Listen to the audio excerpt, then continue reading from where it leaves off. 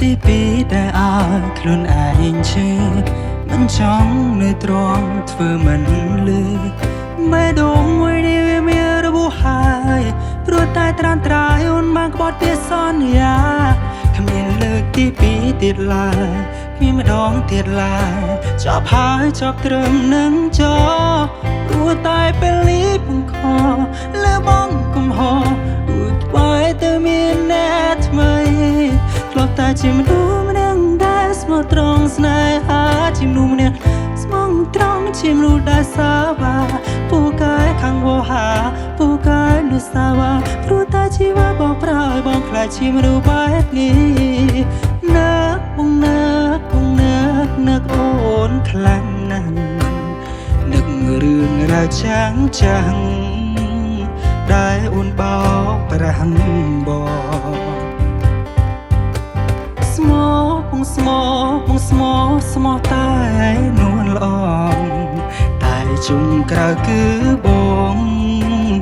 រងតែការឈឺចាប់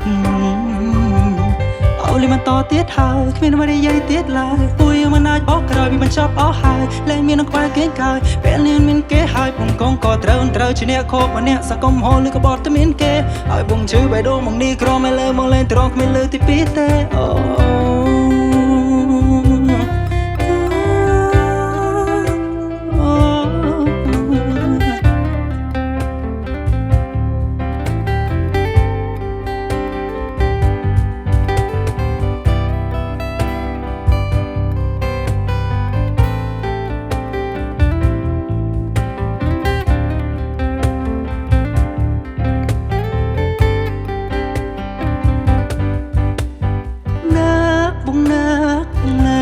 នឹកអូនខ្លាំងណាស់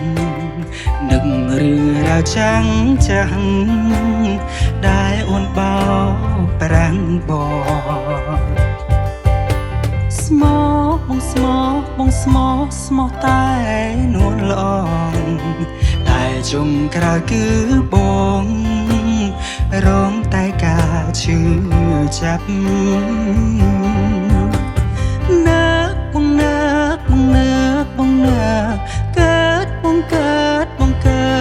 កើតតែบ่មិនឲ្យបងអស់ចិត្តទៅហើយឈឺបងឈឺឡើងសងតែពេលនេះរូបបងអស់ទ្រាំមានតែបងខំ